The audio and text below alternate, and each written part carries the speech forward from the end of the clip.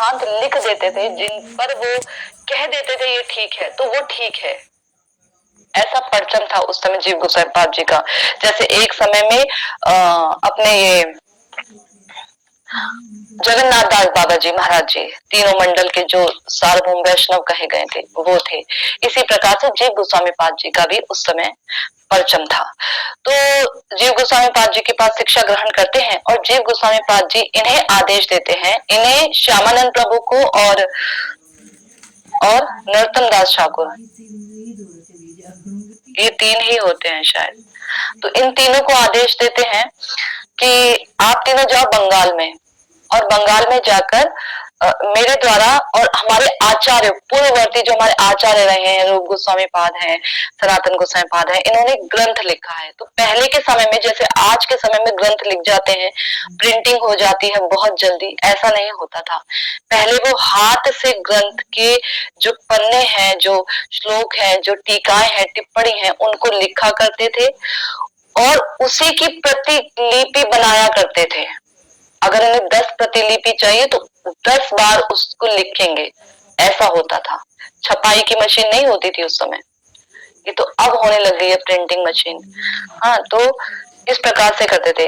इस पर मुझे एक वाक्यांश याद आता है कि देखिए कितना मेहनत का कार्य हमारे आचार्य जन करते थे। एक बार स्वामी महाराज जी, भक्तिदान स्वामी महाराज जी, जिन्हें हम लोग प्रभुपाद के नाम से भी जानते हैं, तो भक्तिदान स्वामी महाराज जी के पास उनके शिष्य आते हैं। उस समय जो प्रभुपाद है वो कुछ लिख रहे होते हैं, ग्रंथ पे टीका लिख रहे होते हैं।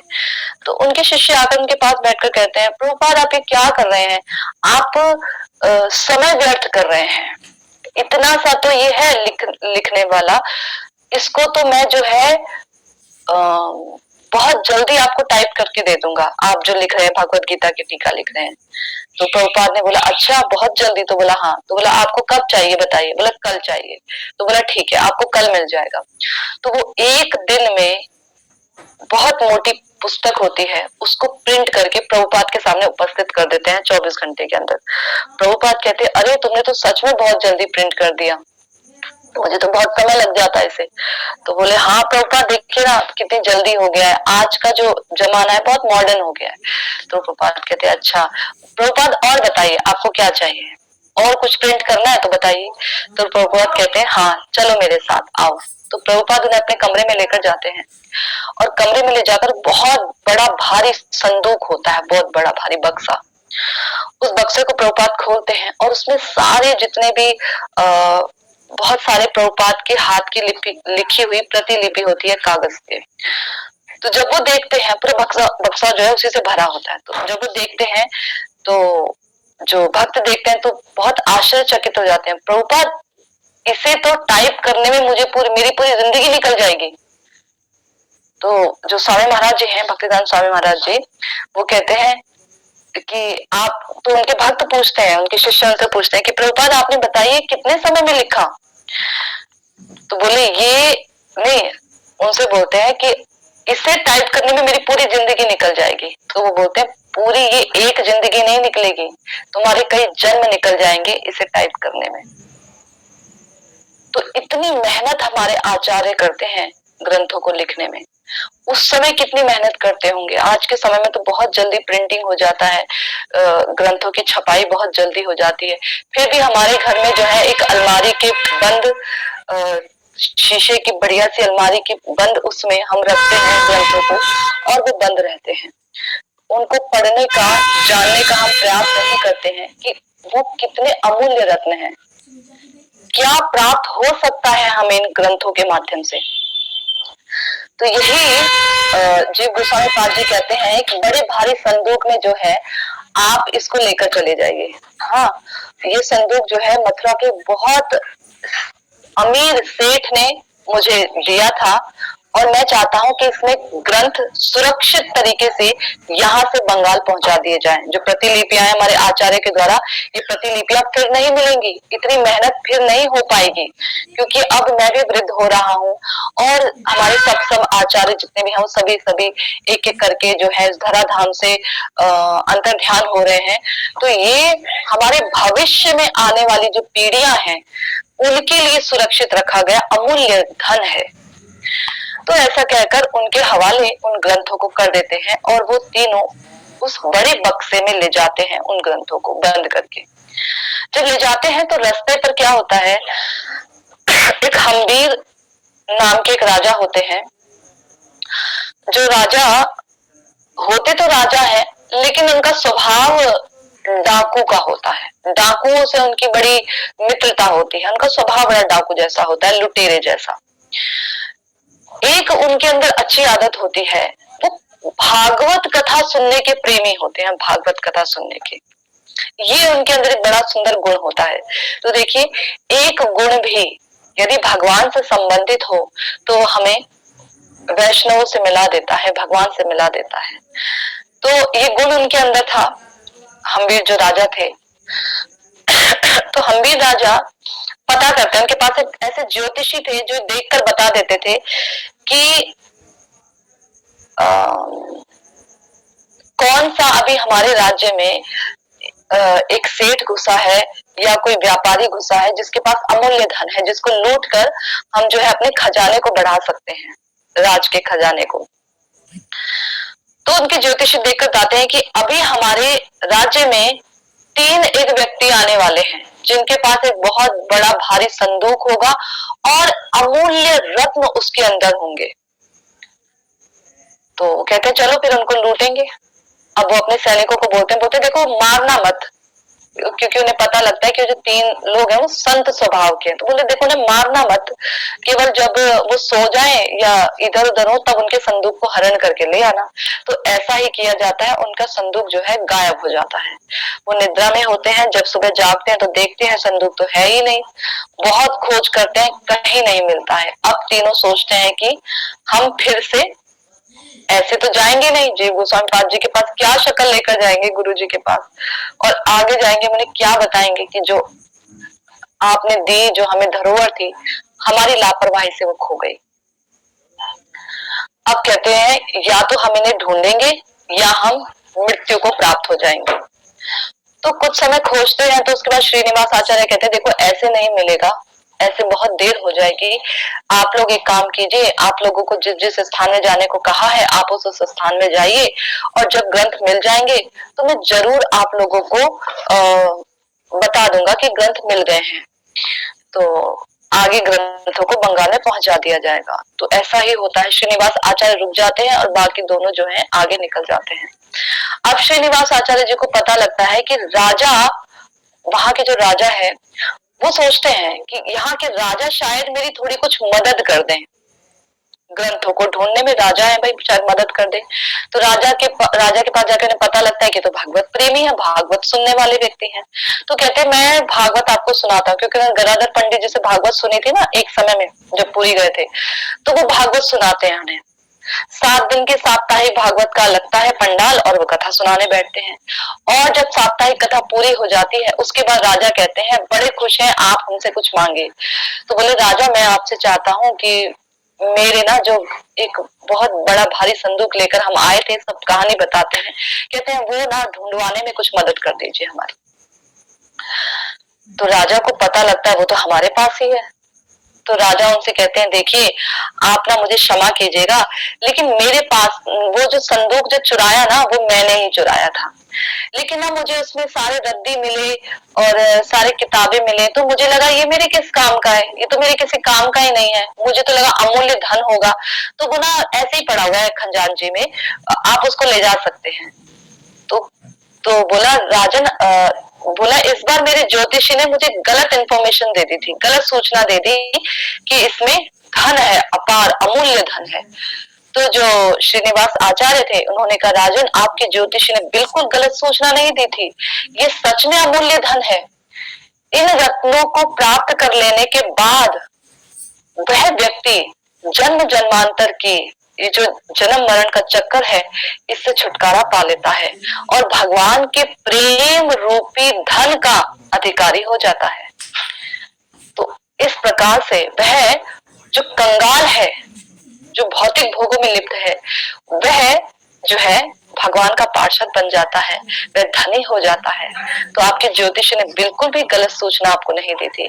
जब ये श्रीनिवास आचार्य जी से सुनते हैं और 7 दिन की भागवत कथा जब वो एक वैष्णव के मुखारबिंद से सुनते हैं, तो उसके बाद से जो राजा है उन्हें अपनी गलती का बहुत पश्चाताप होता है और वो उनसे दीक्षा ले लेते हैं।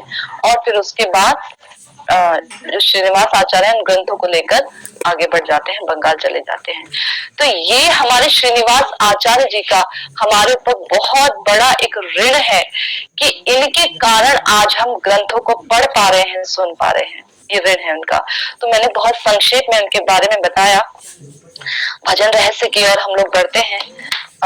भजन रहस्य नामक जो ग्रंथ शिला भक्तिविनोद ठाकुर जी द्वारा जो संकलित है, उस ग्रंथ के विषय में हम लोग चर्चा करते हैं। तो पिछले सत्र में हमने जाना कि 6 प्रकार के दोष जिनसे हमें बचने का पूरा प्रयास करना चाहिए। यदि इन 6 प्रकार के दोषों से हम नहीं बचेंगे तो हमारी भक्ति जो है विनष्ट हो जाएगी, खत्म हो जाएगी, समाप्त हो जाएगी। 6 प्रकार के दोष हमने जाने कौन कौन से हैं। उसके बाद हमने जाना कि 6 प्रकार का वैष्णवों के साथ सत्संग कौन कौन सा है, वैष्णव के साथ हमें कैसा सत्संग करना चाहिए, प्रीति जिससे हमारी भक्ति में प्रीति बढ़े, प्रीति लक्षणम, प्रीति के लक्षण है भक्तों के प्रति हमारे, वो हमने जाना। उसके बाद हम लोगों ने जाना था कि उन्नत जो वैष्णव होते हैं, जो महाभागवत होते हैं, उनको कभी भी हमें अपनी जड़ इंद्रियों के माध्यम से उनके प्राकृत दोषों को नहीं देखना चाहिए, वरना हम उनके चरण कमलों में अपराध कर बैठेंगे और जिसके कारण हमारी भक्ति विनष्ट हो जाएगी। तो इन तीनों को जानने के बाद हमने ये जाना कि इन तीनों में एक चीज कॉमन है। क्या? ये तीनों प्रकार के जो अपराध हैं हमसे कब होते हैं? जब हम कुसंग करते हैं, असत्संग करते हैं। इसीलिए कॉन्फिडेंशियल सीक्रेट ऑफ भक्ति नामक एक ग्रंथ है, जिस ग्रंथ में सबसे पहले ये बात बताई गई कि एक साधक को असत्संग से बचना चाहिए। यदि वह असत्संग से बचता है तभी वह भजन कर सकता है, अन्यथा नहीं। क्यों? इस असत्संग का इतना प्रभाव क्यों है? जैसे सत्संग का प्रभाव होता है, वैसे असत्संग का भी अपना ही प्रभाव होता है। वरन इस धराधाम पर सत्संग जो है वो हमें अधिक प्रभावित नहीं कर पाता जितना कुसंग हमें जल्दी प्रभावित कर देता है। क्यों? क्योंकि हम भी जड़ इंद्रियों को लिए बैठे हैं। मन हमारा जड़ है, हमारी जो इंद्रियां हैं 10 वो भी जड़ है। संसार में हम जितनी वस्तुएं देखते हैं वो सब जड़ है, माया द्वारा रचित हैं। तो जड़ से जड़ जल्दी खिंच जाता है, जड़ की तरफ जल्दी आकर्षित हो जाता है। तो जितनी और स्वभाव से अब हमारा स्वभाव बन चुका है कि कई जन्मों से हमने केवल असत चीजें ही की हैं। इसलिए हमको भगवान के भजन कीर्तन बहुत देर में अच्छे लगते हैं।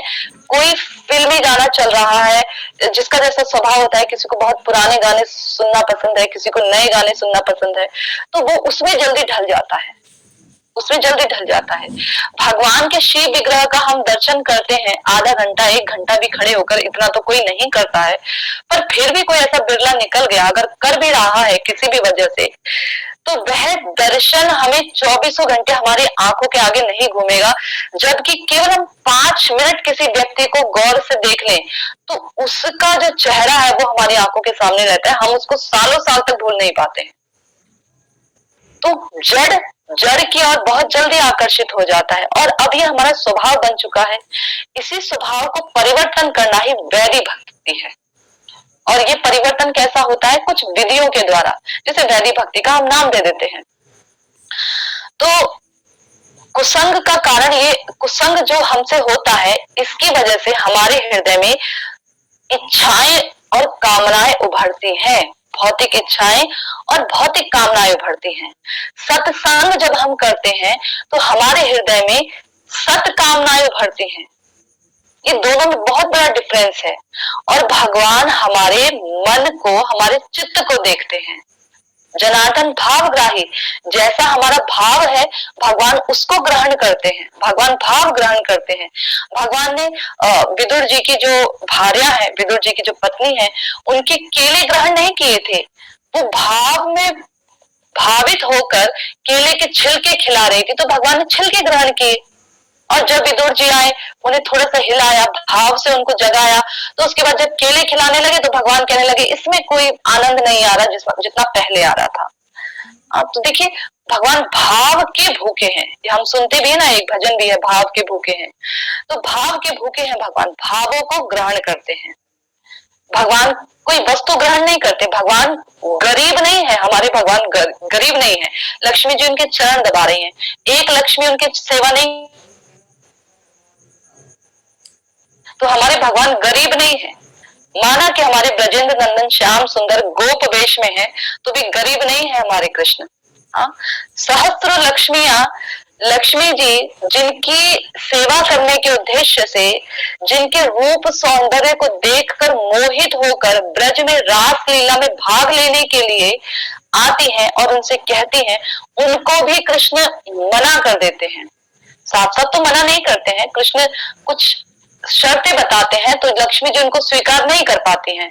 पहली शर्त जब बताते हैं कि देखो, तुमको जो है गोपियों का अनुगत्य कर, तुमको ये लक्ष्मी का जो वेश है ये छोड़ना पड़ेगा, तुमको गोपी गर्भ से जन्म लेना पड़ेगा। बोला ठीक है, ले लेंगे। बोला गोपी गर्भ से जन्म लेने के बाद गोपियों का अनुगत्य करना पड़ेगा। बोला कर लेंगे, ये भी हम कर लेंगे। लेकिन जब कृष्ण ने बोला कि तुमको नारायण को छोड़ना पड़ेगा, तो लक्ष्मी जी ये नहीं कर पाई, अपने पद को वो नहीं छोड़ पाई, यहाँ पर कमी हो गई।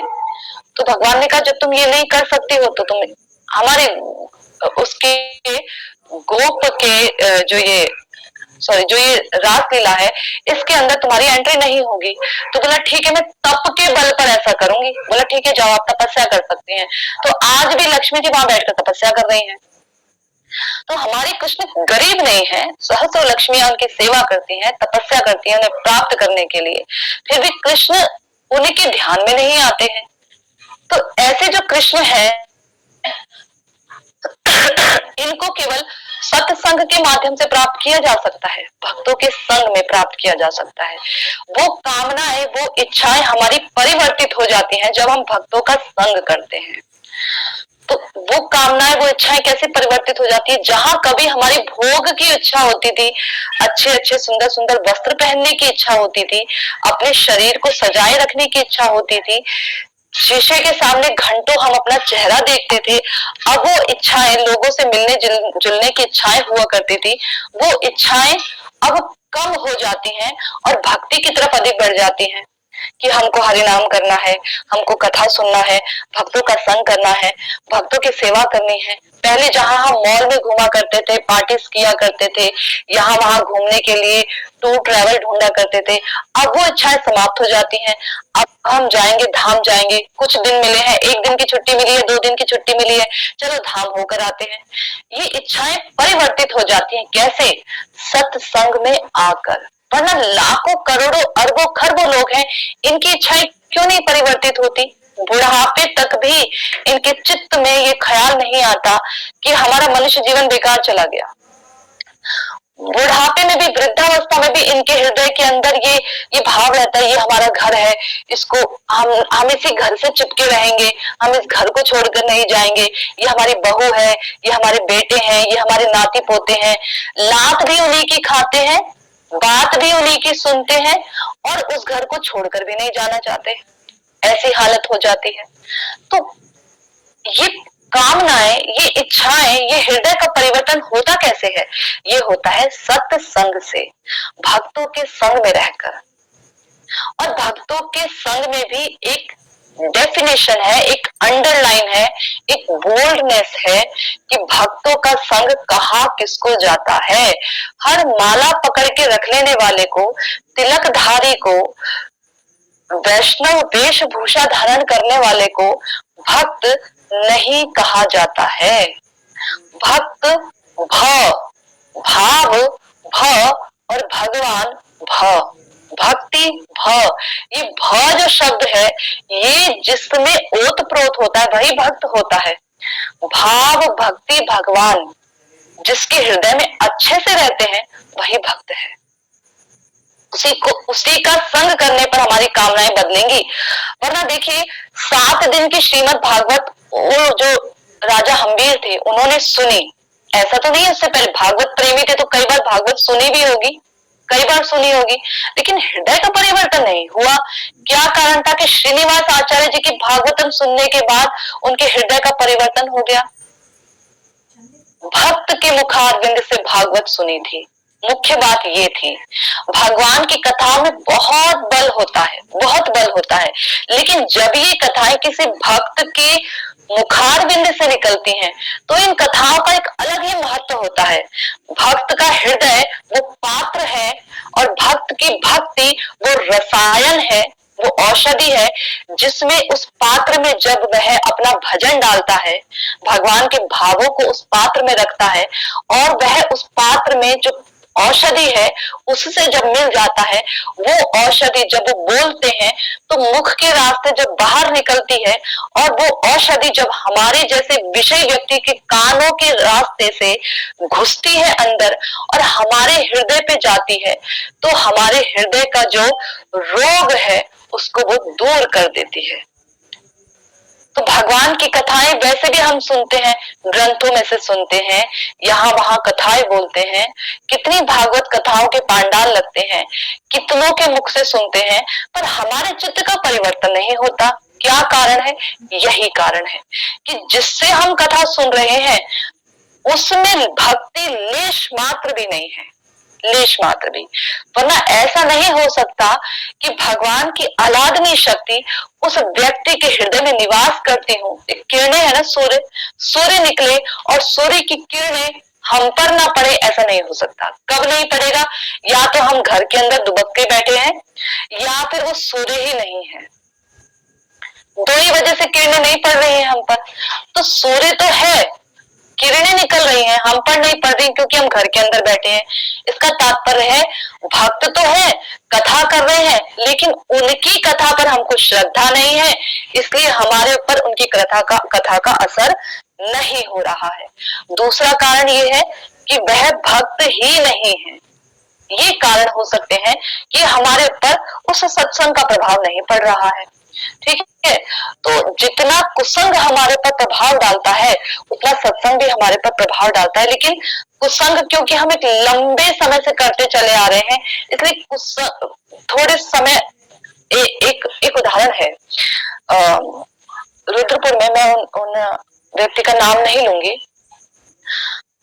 तो वो पहले जुड़े थे, मंदिर से जुड़े, और वहां पर संडे संडे प्रोग्राम भी होता था, तो वो जाते भी थे, सेवा भी करते थे, सब कुछ ठीक चल रहा था। लेकिन पहले वो अल्कोहल लेते थे, पहले वो ड्रिंक लेते थे, लेकिन जब मंदिर से जुड़े सब कुछ छोड़ दिया, माला भी करते थे, बढ़िया सब ठीक हो रहा था, वैष्णव लोग भी उनसे आदान प्रदान करते थे, बातचीत होती, सब अब तक सब कुछ ठीक था। लेकिन कुछ समय बाद जब वो वहां से चले गए, दूसरी जगह चले गए, और उसके बाद उन्होंने भक्तों का संग कम कर दिया, उनके जीवन में कम हो गया, कम होते होते इतना हो गया कि खत्म ही हो गया और उन्होंने कुसंग का संग पकड़ लिया। कुसंग का संग पकड़ा इसलिए सत्संग ढीला पड़ गया था। सत्संग वरना कम भी होता ना तो भी बचा लेता, लेकिन कुसंग का संग भारी पड़ गया था, इसलिए सत्संग ढीला पड़ गया। क्योंकि सत्संग को उतने बराबर मात्रा में भी करते ना तो भी थोड़ा ठीक चलता कि गिर रहे हैं फिर खड़े हो रहे हैं, गिर रहे हैं फिर खड़े हो रहे हैं, लेकिन कुसंग का संग ज्यादा पड़ गया था। तो जब वो अल्कोहल लेने लगे, ऐसे लोगों का संग करने लगे, इतना ड्रिंक करते थे कि सब समय वो अधिकतर उसी में रहते थे, शराब के नशे में।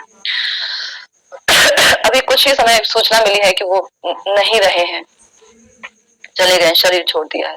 तो कहने का तात्पर्य ये है कि जो असत संग होता है वो हम पर कितना प्रभाव डालता है। देखिए, भक्ति से तो हमको गिरा ही देता है, भक्ति के पद से, साथ ही साथ हमारे मनुष्य जीवन को, वह अमूल्य मनुष्य जीवन जिनसे हम भजन कर सकते थे, उसको बर्बाद कर देता है। तो ये असत संग का प्रभाव है। तो जो अभी तक बताया था ना पिछले सत्र में, ये असत संग के कारण हमारे जीवन में सब कुछ होता है। ये 6 दोष भी हमारे जीवन में असत संग के कारण आते हैं। 6 प्रकार का सत्संग हम नहीं कर पाते हैं ठीक ढंग से, ये भी असत संग के कारण ही होता है। ठीक है, तो आइए हम लोग आगे चलते हैं। आगे श्लोक है, उपदेशामृत का ही ये श्लोक है, छठा श्लोक है, नहीं उपदेशामृत का नहीं है, मना शिक्षा का श्लोक है। अभी जो है, अभी तक हमने रूप गोस्वामी पाद की शिक्षा को लिया, अब रघुनाथ दास गोस्वामी पाद की शिक्षा है। तो इस द्वितीय आयाम में हमने एक चीज और देखी कि इसमें केवल दो ही आचार्यों की शिक्षा के विषय में विशेष रूप से बताया गया है, रूप गोस्वामी पाद और रघुनाथ दास गोस्वामी पाद। हमारे श्रील भक्तिवेदांत नारायण महाराज जी कहा करते हैं कि जो व्यक्ति, जो साधक रूप गोस्वामी पाद के उपदेशामृत का पालन नहीं करता और रघुनाथ दास गोस्वामी के मना शिक्षा का पालन नहीं करता, वह साधक नहीं है। वह भक्ति में जो कुछ भी कर रहा है वो केवल ढोंग मात्र है, भक्ति नहीं हो रही है उसकी, केवल काम चलाओ है बस। श्री राधे। तो यहाँ अब हम रघुनाथ दास गोस्वामी जी के द्वारा दिए गए मना शिक्षा के श्लोक पर विवेचना करेंगे। उनका जो श्लोक है, उन्होंने जो बताया है, बहुत सारे मना शिक्षा के श्लोक हैं, लेकिन मुख्य रूप से दो ही श्लोकों को उठाया है। जैसे उपदेशामृत में बहुत सारे श्लोक हैं, लेकिन मुख्य रूप से चार श्लोकों को उपदेशामृत के 4 श्लोकों को उठाया गया है। इसी प्रकार से मना शिक्षा के 2 श्लोकों को उठाया गया है। श्लोक है, प्रतिष्ठाशा दृष्टा स्वपच रमणी में हृदय नटेत, कथम साधु प्रेमा स्पृशति शुचिरेत्र तनु सदा त्वं सेवस्व प्रभु दैत सामंतम तुलम यथा ताम निष्काश्य त्वरित मिहितम वैश्यति सह। अर्थात हे मन, वॉइस, हरे कृष्णा, वॉइस सही आ रही है? प्रभु जी, माता जी लोग सही आ रही है वॉइस? कृष्णा माता जी प्रणाम जी, वॉइस ठीक आ रही है। ठीक है। तो कहा गया कि हे मन, जब तक मेरे हृदय में, अपने आप को कह रहे हैं रघुनाथ दास गोस्वामी, लेकिन वास्तव में हमारे लिए ही है, जब तक मेरे हृदय में प्रतिष्ठा रूपिणी निर्लज चांडालिनी उद्दंड होकर नृत्य कर रही है, तो तुम ही कहो वहां निर्मल साधु प्रेम कैसे उदित हो सकता है। अतः तुम भगवान के अतिशय प्रिय पात्र भक्त रूप अमित बलशाली सेनापतियों का स्मरण और सेवन करो। वे शीघ्र ही इस चांडालिनी को दूर भगाकर निर्मल ब्रज प्रेम का तुम्हारे हृदय में प्रवेश करा देंगे। तो कितना सुंदर श्लोक है हमारे लिए, और हमारे लिए कितना ज्ञानप्रद श्लोक है, जीवन में धारण करने वाला।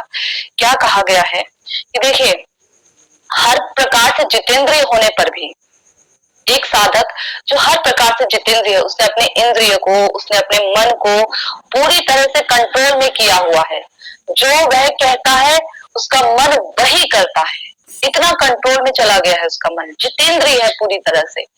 लेकिन जितेंद्रिय होने पर भी उसके जीवन के, उसके हृदय की कपटता दूर नहीं होती है। इसका क्या कारण है कपटता को दूर ना होने का? तो यहाँ बता रहे हैं राधे कि हे मन, जब तक मेरे हृदय में, जब तक तुम्हारे हृदय में प्रतिष्ठा रूपिणी निर्लज चांडालिनी नृत्य कर रही है। कैसी कपटता? प्रतिष्ठा की आशा की कपटता।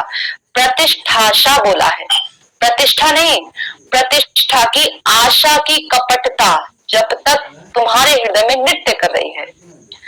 प्रतिष्ठा तो मिलती ही है।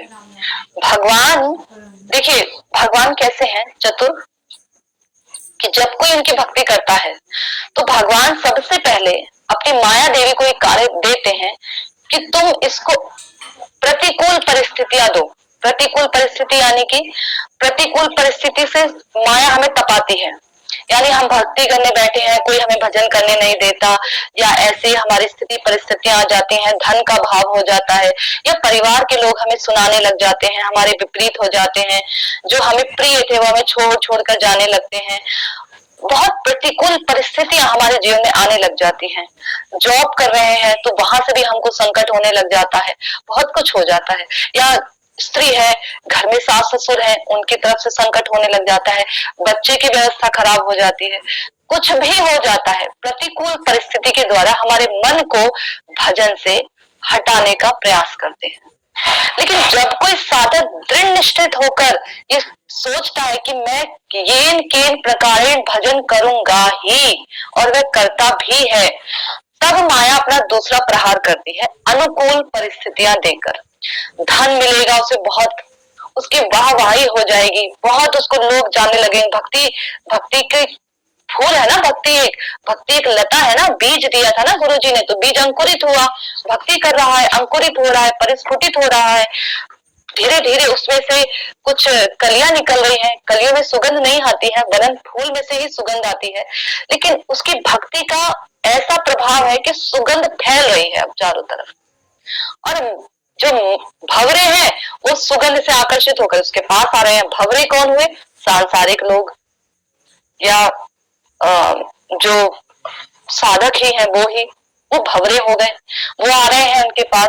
आप भक्ति करते हैं, देखो ये कितने अच्छे भक्त हैं, तो उनको जो है सेवा दे जाते हैं, कभी धन दे जाते हैं, कभी उनकी सेवा कर देते हैं, हाथ पैर दबाने लग जाते हैं, कभी मालिश करने लग जाते हैं। अब इसमें अगर वह फंस जाता है तो उसका तो साधन चौपट हो गया ना। अब वो भक्ति कहाँ करेगा?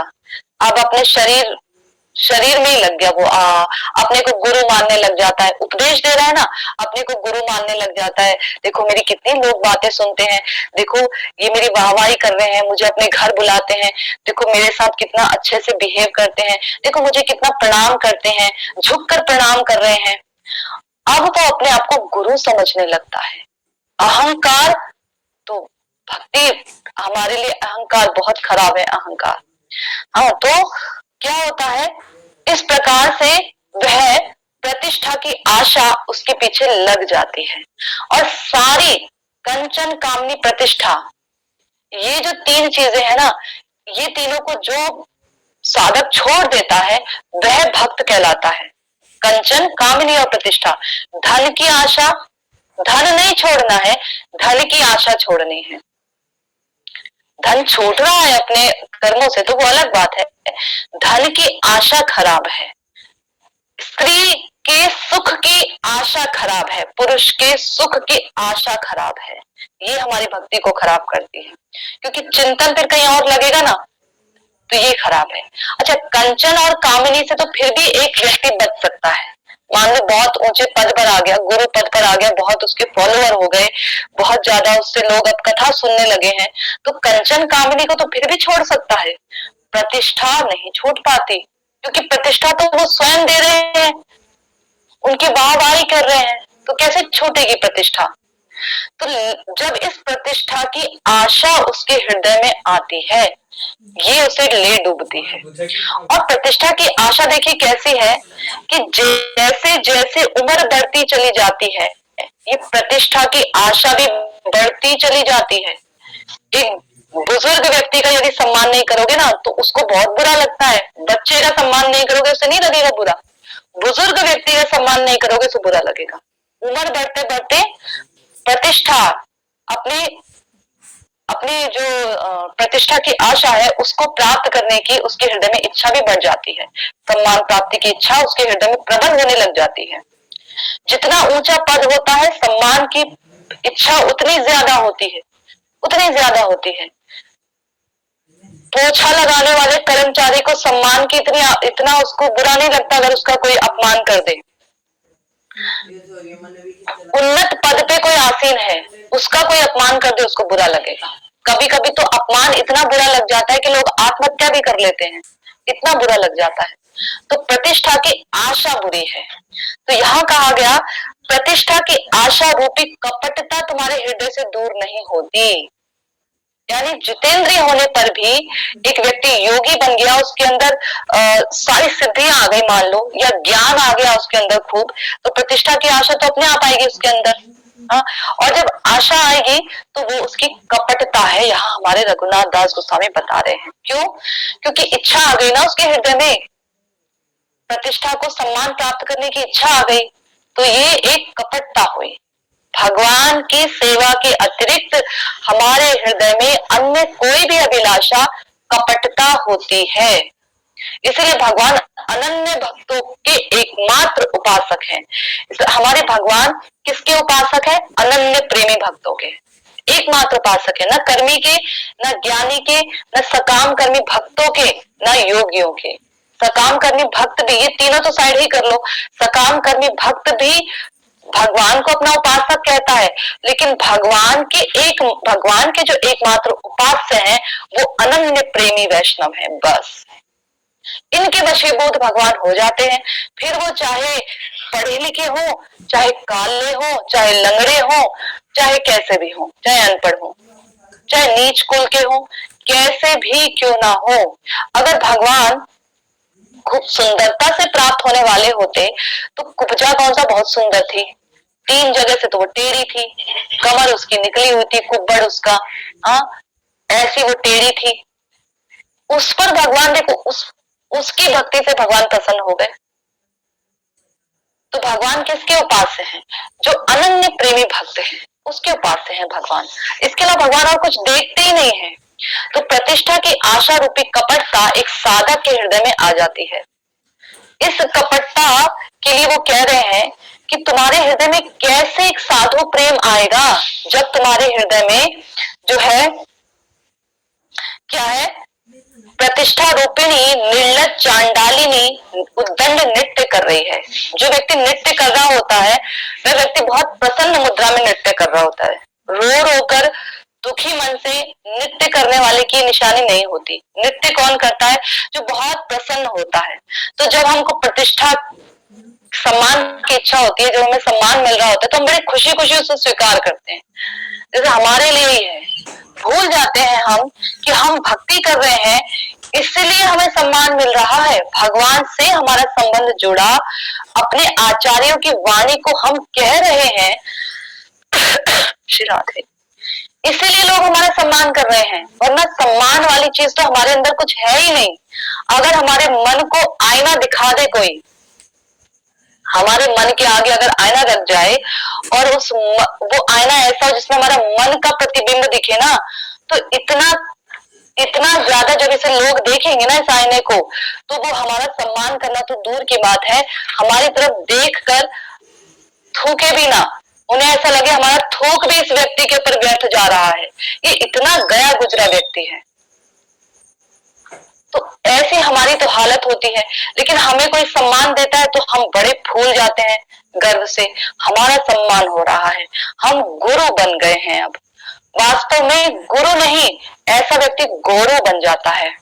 तो कहा गया कि प्रतिष्ठा रूपी जो चांडालिनी है, चांडालिनी एक शब्द इस्तेमाल किया, चांडालिनी, चंडाल कुल में जन्म लेने वाले को चंडाल बोलते हैं। और चंडाल कौन होता है? जो कुत्ते का मांस खाता है। कुत्ता सबसे निकृष्ट प्राणी है, सबसे निकृष्ट। इसीलिए हमारे आचार्य जन हमको ये हिदायत देते हैं कि घर में कुत्ते नहीं पालने चाहिए। कुत्ते का सब कुछ अस्पृश्य होता है, उसका बाल, उसका जो मलमूत्र त्याग करता है, उसका भोजन, सब कुछ बेकार होता है।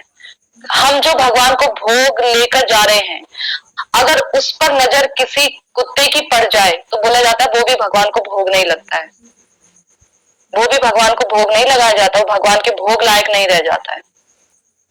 तो इतना अस्पृश्य होता है। और आज के समय में तो कुत्ता घर के अंदर पालते हैं हम लोग, वो कुत्ता हमारे बिस्तर पर भी चढ़ जाता है, जहां हमारा पूजा गृह वहां भी चला जाता है। जब एक घर में मैं गई थी बहुत साल पहले, आज से 16-17 साल पहले, तो उन्होंने हमें बुलाया था। जब मैं उनके घर गई तो मैंने देखा ना, उन्होंने अपने घर में कुत्ता पाला हुआ है। और वो कुत्ते के जो बाल है ना, मैं मतलब जहां भी बैठ रही थी उस कुत्ते के छोटे छोटे बाल मुझे दिख रहे थे जहां तहां पड़े हुए। तो उन्होंने माता जी ने प्रसाद लगाया तो उतरा नहीं गले से, पाया नहीं गया। तो मैंने उन माता जी को कहा कि माता जी आपके घर में ठाकुर जी रहते हैं, आप हरि कथा भी सुनती हैं, घर में कुत्ता नहीं पाला जाता। एक वैष्णव को कभी भी घर में कुत्ता नहीं पालना चाहिए। ये सब चीजें तो दूसरी बात है, लेकिन जानवरों से ना हमारा स्नेह जल्दी बढ़ जाता है। तोता हो, कुत्ता हो, बंदर हो, इनसे हमारा स्नेह जल्दी बढ़ जाता है। और फिर ये ना अंत समय में हमें बड़े याद आते हैं, चंचल स्वभाव के होते हैं ना, चपल स्वभाव के। तो हमारा मन भी चंचल है, ये जानवर भी चपल होते हैं, चंचल होते हैं, तो बड़े हमको ये बड़े प्यारे प्यारे लगने लगते हैं। और अंत समय में अगर कुत्ता ही दिखा हमें, कुत्ते की याद आई, मान लो मिर्च चैया पर पड़े हैं, कुत्ता ही आ गया हमारे सामने, उसको ही हम देख देख कर रो रहे हैं, तो हम कहाँ जाएंगे? कुत्ता ही तो बनेंगे अगले जन्म में। बताओ, जब जड़ भरत जी के साथ हुआ था, जड़ भरत जी के साथ नहीं, राजा भरत के साथ हुआ था, हिरण बन गए थे। तो घर में कुत्ता नहीं पालना चाहिए।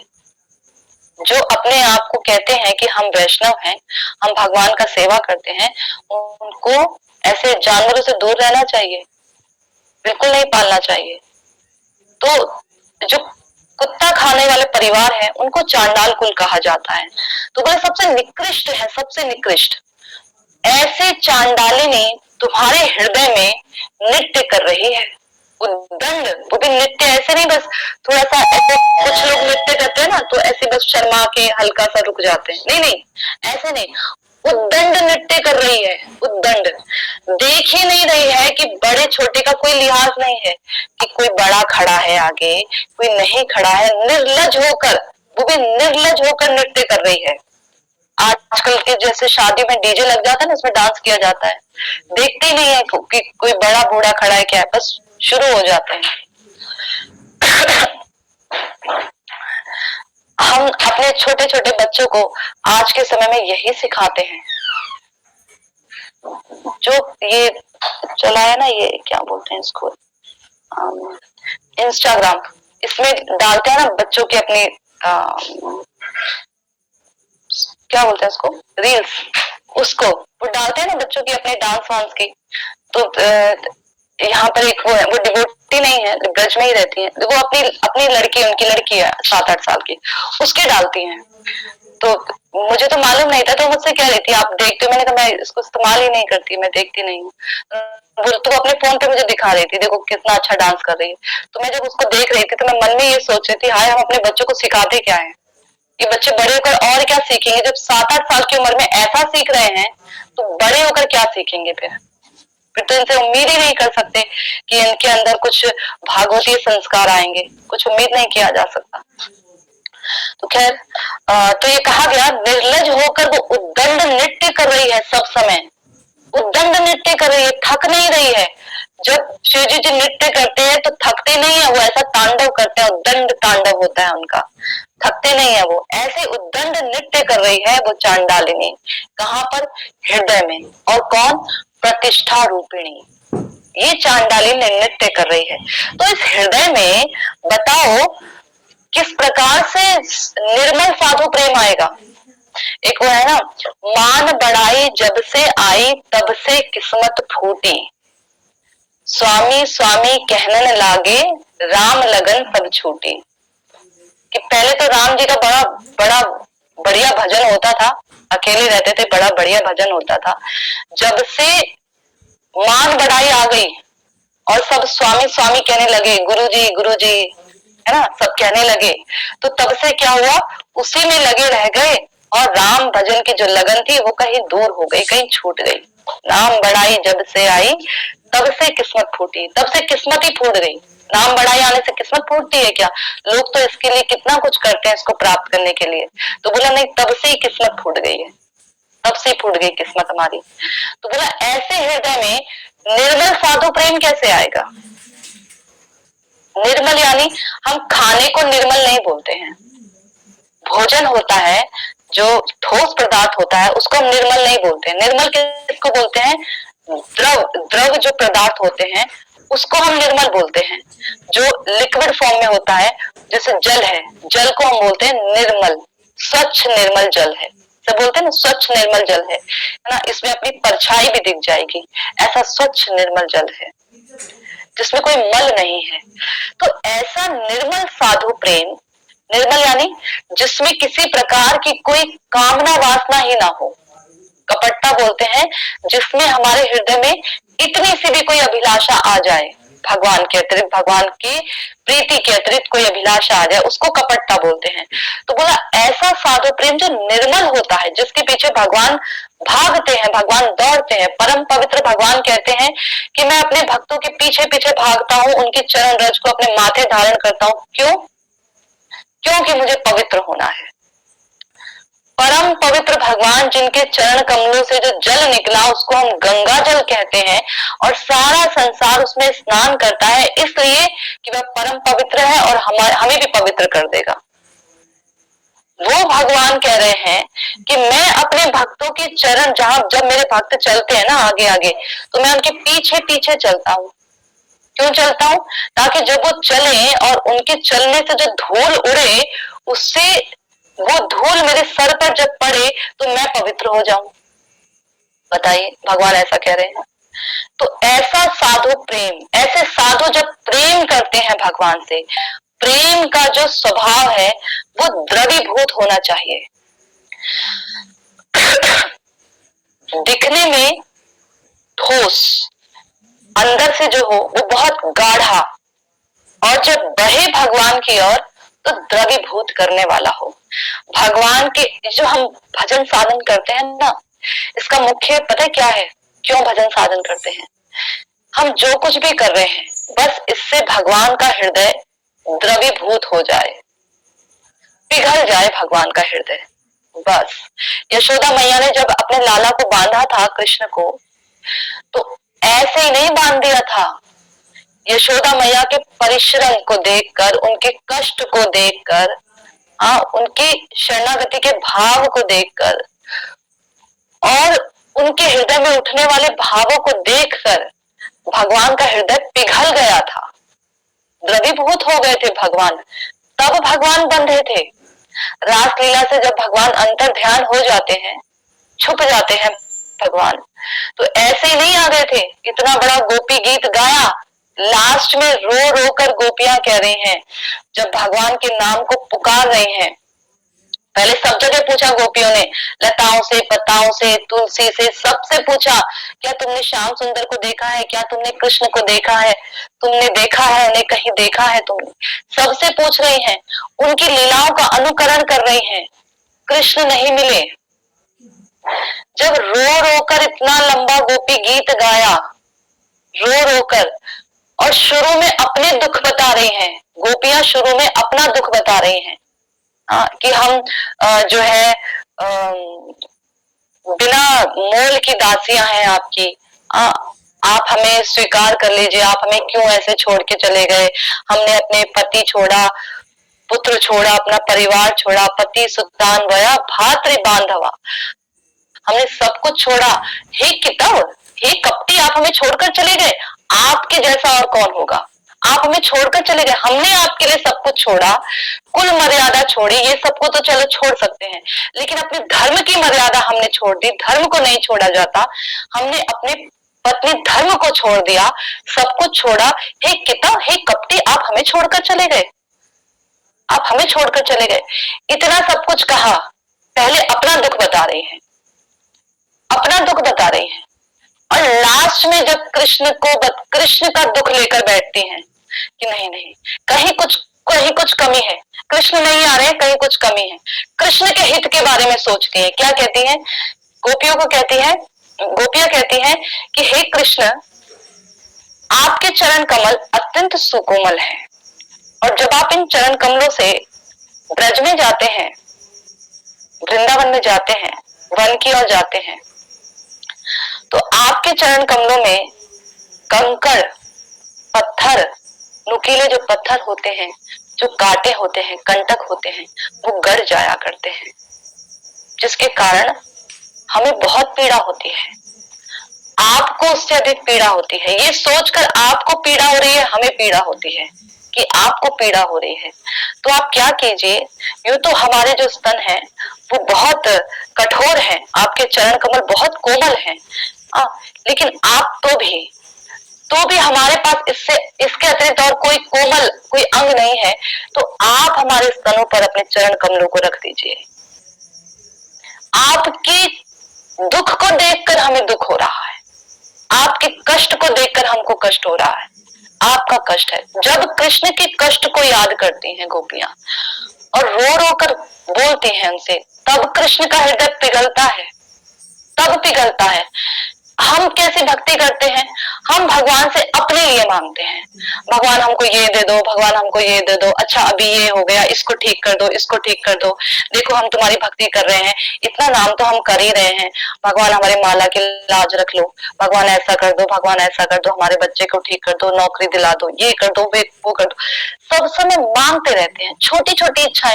भगवान हमारे, देखो इसने हमारा अपमान कर दिया, हाँ इसके साथ ऐसा तो होना चाहिए, सामने से ना बोले, मन में जरूर उठता है, बुरा जरूर लगता है, इसको हम देखेंगे नहीं, इसने हमें बहुत सुनाया, इतनी सारी, इतनी अनगिनत इच्छाएं हमारे अंदर भरी हैं।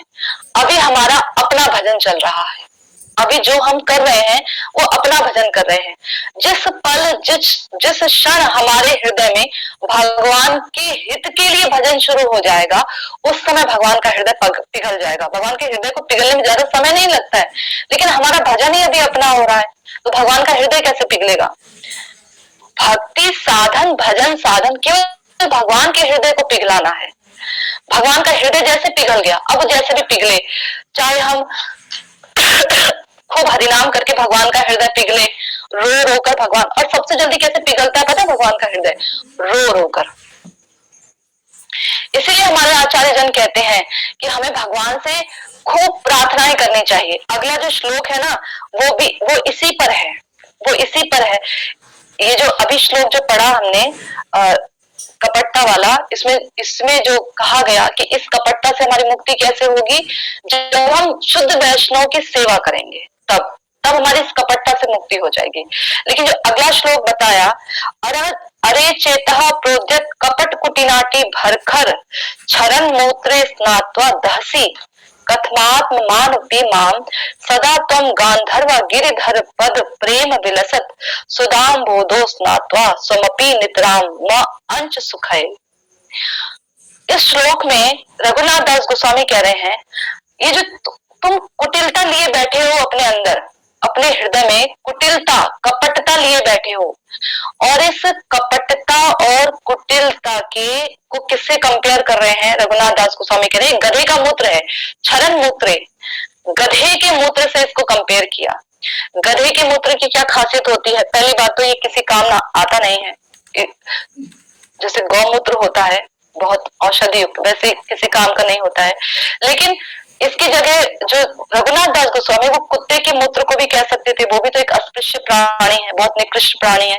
गधे के मूत्र को क्यों कहा गया, जैसे श्रीमद् भागवत में बताया गया है कि गधा, कुत्ता, सुअर और एक और है, गधा, कुत्ता, सुअर और ऊंट, गधा, कुत्ता, सुअर, ऊंट, ये 4 प्रकार के कौन होते हैं जो भगवान का भजन नहीं करते हैं, भगवान की लीला कथाओं को सुनते नहीं हैं, और ऐसे लोगों की प्रशंसा करते हैं जो भगवान की लीला कथाओं को सुनकर प्रसन्न नहीं होते हैं, ऐसे लोगों की प्रशंसा करते हैं। तो ये गधे, कुत्ते, ऊंट, सुअर के बराबर है, ये ऐसे लोग हैं। तो निकृष्ट तो ये भी प्राणी है, कुत्ता हो गया, ऊंट हो गया, सुअर हो गया, ये भी तो निकृष्ट है। तो फिर गधे के मूत्र को क्यों कहा गया, क्योंकि गधे का जो मूत्र होता है वो अब उसका जो स्वभाव होता है अपने आप में वो बहुत दाहिक प्रवृत्ति का होता है, बहुत गर्म होता है, बहुत अधिक गर्म होता है। कुत्ते का मूत्र, ये सुअर का मूत्र, इनका मूत्र गर्म नहीं होता है, निकृष्ट होता है, ये प्राणी निकृष्ट होते हैं, मूत्र गर्म नहीं होता है, दाहक प्रवृत्ति का नहीं होता है। लेकिन गधे का मूत्र निकृष्ट होने के साथ साथ दाहक प्रवृत्ति का भी होता है, बहुत गर्म होता है, बहुत गर्म। तो इसलिए ये कहा गया कि तुम ऐसे कपटता और कुटिलता रूपी गधे के मूत्र में स्नान कर रहे हो, तुम अपने हृदय में लिए बैठे हो, इससे तुम स्नान कर रहे हो और अपने आप को कह रहे हो मैं पवित्र हूँ कि मैं भजन कर रहा हूँ। ये तुम्हें घमंड है, ये अहंकार है, तुम्हें मान है, सम्मान है इस बात का कि तुम भजन कर रहे हो, और हृदय में तो तुम्हारी कपटता भरी हुई है, इतनी तो तुम्हारी इच्छाएं भरी हैं, और तुम इस बात का अहंकार लिए बैठे हो कि तुम एक भक्त हो, एक वैष्णव, इस बात का तुम्हें अहंकार है। तुम क्यों इस गधे के मूत्र से स्नान कर रहे हो, तुम किससे स्नान करो, तो बोला राधा कृष्ण की जो लीलाएं हैं, ब्रज की लीलाएं, वह सुधा समुद्र है, उसमें तुम स्नान करो। श्री राधा कृष्ण युगल के चरण कमल विषयक प्रेम रूपी सुधा समुद्र में अवगाहन कर अपने को और मुझको और सबको जो है तुम पवित्र करो, उसमें स्नान करके तुम निरंतर सुखी रहो। तो गधे के मूत्र से स्नान करके दाहक जल रहे हैं, हम जलते हैं ना, कैसे जल रहे हैं? हमारे हृदय में इच्छा उठती है, इन इच्छाओं की पूर्ति के लिए हमारा हृदय जलता है। संसार दावानल लीढ़लोका प्राणाय कारुण्य घना घना त्वं। संसार रूपी दावानल में हम जलते हैं, रोज सुबह अपने आप को याद दिलाते हैं संसार एक दावानल है, इसमें हम जल रहे हैं। और कैसे इस दावानल को शांत करेंगे? प्राणाय कारुण्य घना घना त्वं प्राप्तस्य कल्याण गुणाणामास्या वंदे गुरो श्री चरणार विंदम। प्राप्त से कल्याण, जो हमारे कल्याण के विषय में सोचते हैं, ऐसे गुरु पूरी गुरु परंपरा, ऐसे गुरु के चरण कमलों में मैं प्रणाम कर रहा हूँ, जो हमेशा हमारे कल्याण के विषय में सोचते हैं, जिनकी बातें घना घनत्व घन वर्षा रूपी जल के बराबर हैं। और ये मोटी मोटी वर्षा करते हैं जिससे कि संसार रूपी दावानल बुझ जाता है, उसका शमन हो जाता है। हल्की फुल्की भी नहीं, छीटा छाटी भी नहीं, बहुत भारी मात्रा में वर्षा करते हैं। वो उससे बाल्टी से, मग्गे से, ग्लास से, कटोरी से, चम्मच से, प्लेट से ऐसे जल नहीं डालते, ऐसे नहीं डालते। बादल आते हैं, बड़े भारी काले काले बादल आ जाते हैं और स्वयं आते हैं। सबसे बड़ी बात है, स्वयं आते हैं। संसार दावानल लीढ़लोका, जंगल में लगी आग से तुलना कर रहे हैं श्री विश्वनाथ चक्रवर्ती ठाकुर कि जंगल में आग लग जाती तो जंगल उठकर नहीं जाता है समुद्र के पास, जंगल नहीं जाता समुद्र के पास उठकर कि मुझे बुझा दो, मुझे बुझा दो, या जंगल नहीं जाएगा कहीं किसी व्यक्ति के पास। समुद्र में से जल उठता है जिसको हम वाष्पीकरण बोलते हैं, वहां से होकर सूर्य की किरणें उस जल को खींचती है और फिर वर्षा रूप में परिवर्तित होकर हमारे ऊपर वो उस जंगल के ऊपर वो बौछार करती हैं। तो ऐसे हृदय की ज्वाला शांत होती है ना। तो ऐसे ही गुरु रूपी सूर्य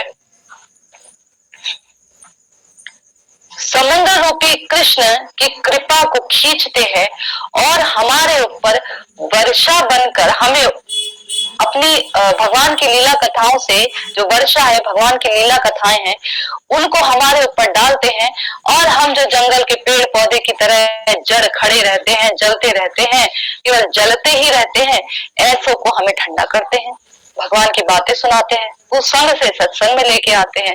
तो कहा तुम राधा कृष्ण की लीलाओं का, उनकी कथा अमृत का पान करो, उस समुद्र में स्नान करो ना जाके।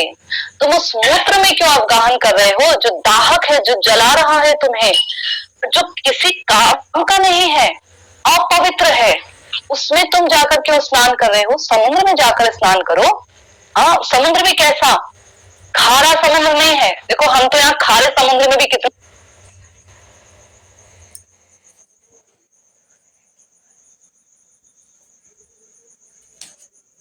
पहली बात, उसको कभी भी रोग व्याधियां नहीं लगती हैं, वह कभी बूढ़ा नहीं होता। अमृत लेने वाला व्यक्ति कभी बूढ़ा नहीं होता, इसलिए स्वर्ग के देवी देवता को बूढ़े नहीं दिखेंगे, कभी कोई लाठी टेका हुआ नहीं दिखेगा, सब जवान दिखेंगे। तो ये अमृत की कृपा है। तो ऐसे समुद्र में स्नान करो ना, तुम कभी मरोगे नहीं, यानी कि तुम्हें जन्म मृत्यु का चक्कर बाधा, जन्म बाधा मृत्यु, पुनरपि जननम पुनरपि मरणम पुनरपि जननी जठरे शयनम, यही संसारे बहुत सारे कृपया तारे पाहि मुरारे। कि केवल भगवान, ये किसका श्लोक है मालूम है आपको? ये शंकराचार्य जी ने गाया है। शंकराचार्य जी जो अद्वैतवादी हैं, जो कि ब्रह्मवादी कहे जाते हैं, लेकिन वास्तव में शंकराचार्य जी ब्रह्मवादी नहीं है। वो तो केवल जो ये हमारे बौद्ध धर्म बहुत उस समय फैल गया था, वेदों को नहीं मानने लगे थे, सब कुछ हो गए थे, इसके प्रभाव को कम करने के लिए शंकराचार्य जी ने बोला था कि शंकराचार्य जी ने ब्रह्म का जो है परिरूपण किया था इसके प्रभाव को कम करने के लिए।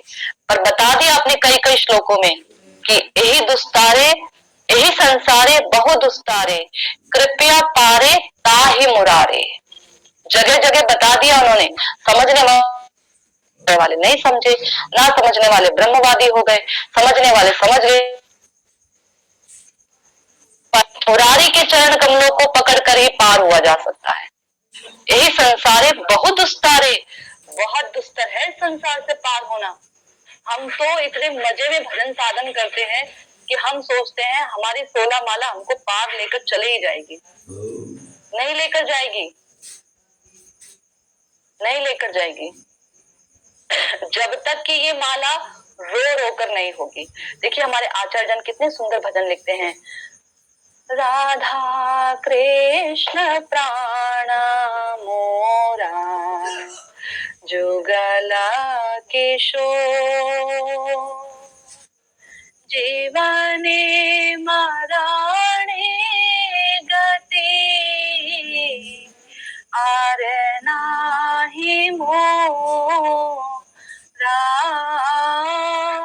जीवने मरणे गति आर नाही मोरा राधा कृष्ण प्राण मोरा जुगला किशोर श्री कृष्ण चैतन्य प्रभु दास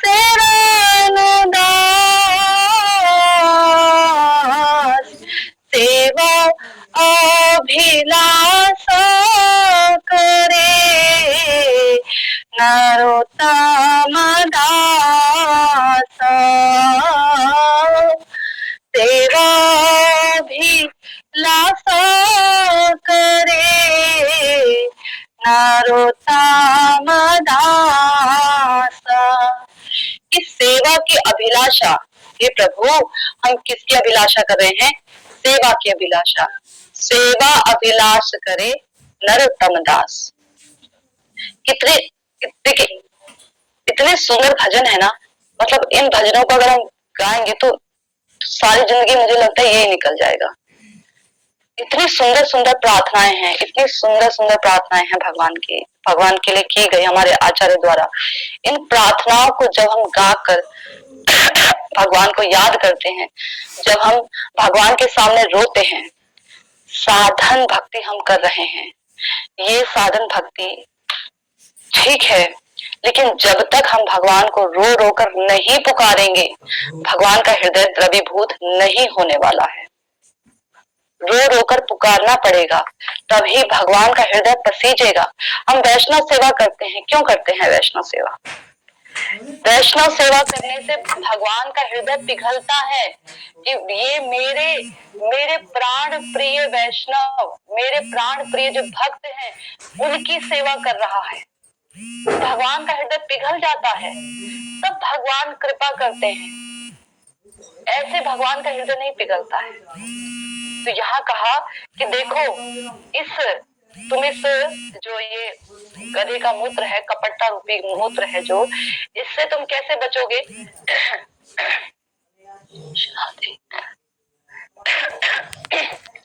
बोले जब तुम प्रार्थनाएं करोगे, भगवान से प्रार्थना करोगे, तब तुम इससे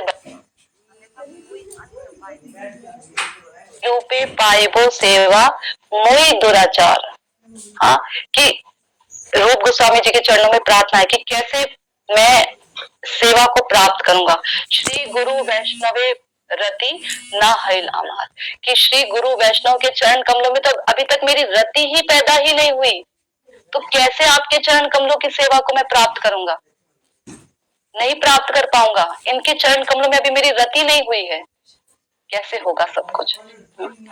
तो जब तक हम भगवान के भक्तों की सेवा नहीं करेंगे, भगवान के लिए भगवान को रो रो कर नहीं पुकारेंगे, तब तक देखो एक माँ का जो हृदय है ना, जब वो अपने बच्चे को रोता हुआ देखता है तो उसका हृदय पिघलता है, उसको दर्द होता है, तकलीफ होती है। हाँ, और वो अपना सब कार्य छोड़कर अपने बच्चे के पास आती है। कब? जब उसका बच्चा रो रो कर उसको पुकारता है। नहीं बैठ सकती माँ। और यहाँ तक कि यदि पिता भी उस बच्चे का, अगर उस बच्चे को मार रहा हो और वहां पर उस बच्चा रो रो कर अपने माँ को बुला रहा हो, तो उस स्थिति में एक माँ जो है लड़ जाती है। ये स्थिति होती है माँ के हृदय की। तो भगवान जो अनंत ममता युक्त भगवान है, वो क्या बच सकते हैं? वो नहीं बच सकते। वो जब उनके बालक यानी हम भगवान को रो रो कर पुकारेंगे, तो क्या भगवान कहीं रह जाएंगे, कहीं छुपे हुए रह जाएंगे? ऐसा नहीं हो सकता। कितने उदाहरण है, देखो, गज ने पुकारा भगवान को, प्रार्थना पुकारी भगवान को, रोकर पुकारा, क्या भगवान नहीं आए? द्रौपदी ने जब रोकर पुकारा तो क्या भगवान नहीं आए? कितने उदाहरण ले लो, जब भगवान को रो रो कर पुकारते हैं तो भगवान आ जाते हैं। तो भगवान आ जाते हैं, तब नहीं देखते भगवान साधन, इसने साधन किया है नहीं किया है, इसने कितनी माला की है, इसने ये कितने बजे जगा था, क्या किया इसने अपने जीवन में, क्या इसके अपराध है, वही खाता लेकर आओ इसके अपराधों का। एक बार भगवान के हृदय को पिघलने की देरी है बस। जहां भगवान का हृदय पिघला, इसलिए भगवान का हृदय बहुत कोमल है, भगवान बहुत कोमल है। ये कारण है भगवान के हृदय की कोमलता का। तो भगवान बहुत प्यारे हैं। जिसको भगवान का स्वभाव एक बार पता लग गया, ऐसा हो ही नहीं सकता कि वह व्यक्ति भगवान को छोड़कर अन्य और जगह चला जाए। फिर तो वो बहुत उसके मतलब उसके कर्म होंगे ही नहीं, बहुत निकृष्ट वो होगा। एक ऐसा व्यक्ति वो मनुष्य होकर भी मनुष्य नहीं होगा, यदि वह भगवान के स्वभाव को जानकर और फिर भगवान को छोड़कर अन्य दिशा की ओर चला जाए। ऐसा नहीं हो सकता। ठीक है, तो अगले सत्र में हम लोग प्रयास करेंगे कि इसके बाद नाम अपराध, जो 10 नाम अपराध हैं वो हैं। तो इसलिए मैंने इस बार नहीं लिया था ये 2 ही श्लोक, क्योंकि मुझे लगा था कि 2 श्लोक से ज्यादा श्लोक नहीं हो पाएगा, क्योंकि गोपाष्टमी के विषय में भी थोड़ा बताया था। तो नाम अपराध जो है वो एक साथ हम लेने का प्रयास करेंगे। यूं तो बहुत विस्तृत है नाम अपराध, हमने माधुरी कादम्बरी में पहले किया भी हुआ है, पर फिर भी बार बार हमें इसे सुनते रहना चाहिए जब तक कि हमारी वृत्ति हटे ना, है ना, जब तक हम नाम अपराध करना छोड़े ना। तो अगली बार, अगले सत्र में यदि प्रभु ने चाहा तो हम लोग जो है नाम अपराध नामक खंड को लेंगे। यदि किसी का कोई प्रश्न है तो आप अपने प्रश्नों को पूछ सकते हैं।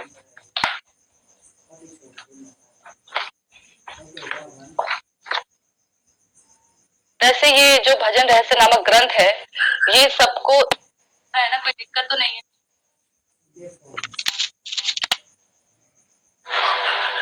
हरे कृष्णा। जी माता जी, आ रही है आवाज।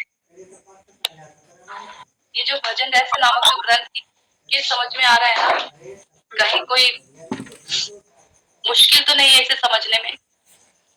वैसे तो मैं बहुत प्रयास कर रही हूँ कि बहुत सरल भाषा में समझ। हाँ जी माता जी, समझ आ रहा है।